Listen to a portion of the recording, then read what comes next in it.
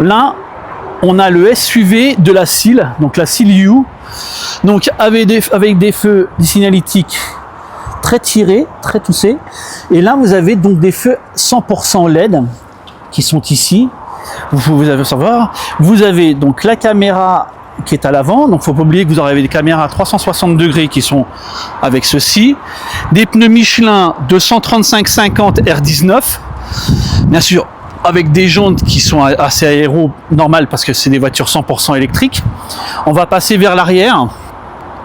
Je passe très vite sur la vidéo parce que ces véhicules là on va les essayer, donc on prendra plus de temps pour pouvoir les faire. Là, même chose. Vous avez un grand bandeau ici qui s'allume normalement.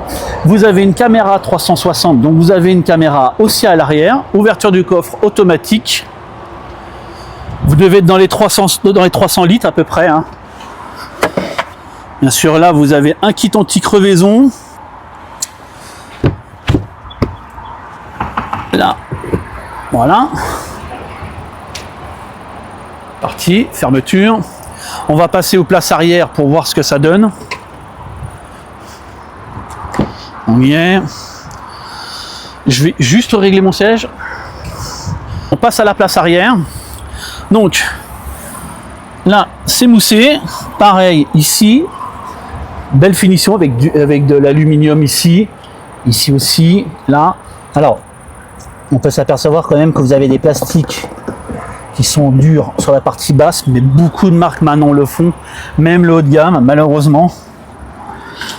Là, le siège à l'avant est réglé pour moi. Et je fais toujours 1m76, les amis, donc ça ne change pas. J'ai de la place. Je tiens à le dire, j'ai de la place. Poche aumônière. Bon, bien sûr, il y a toujours ce siège très enveloppant, avec juste un petit endroit juste pour regarder, mais franchement, vous avez quand même énormément de place dans ce véhicule. Vous avez un toit panoramique, là il y a le sterlum qui est posé dessus, comme on peut s'apercevoir. Ici vous avez un accoudoir avec 2 portes-gobelets, très confortable.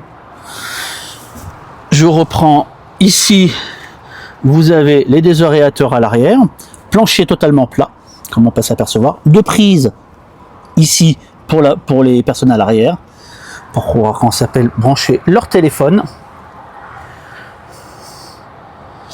Non, c'est plutôt bien, j'avoue. Au niveau de l'assise, plutôt agréable. J'avoue que c'est plutôt agréable. Je vais essayer de fermer la porte pour voir ce que ça donne. Non, c'est plutôt bien. Voilà. On va passer au niveau des places avant. Je vous montre juste de vue de derrière ce que ça donne la planche de bord.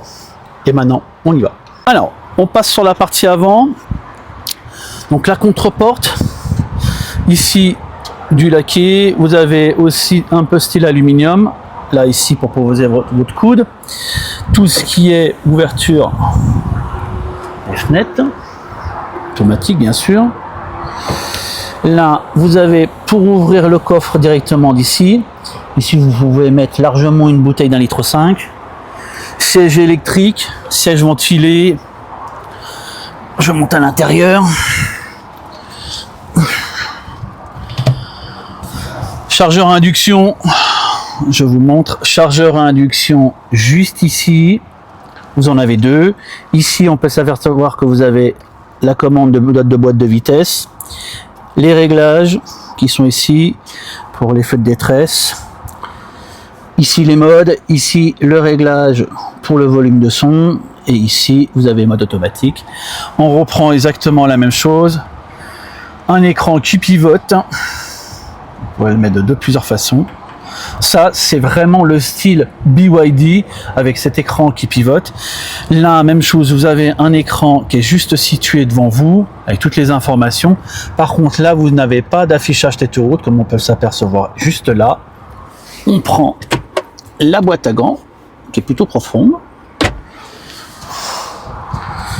Après, juste à côté, ici, vous avez 2 portes-gobelets, un grand rangement qui est juste ici, avec un bel accoudoir.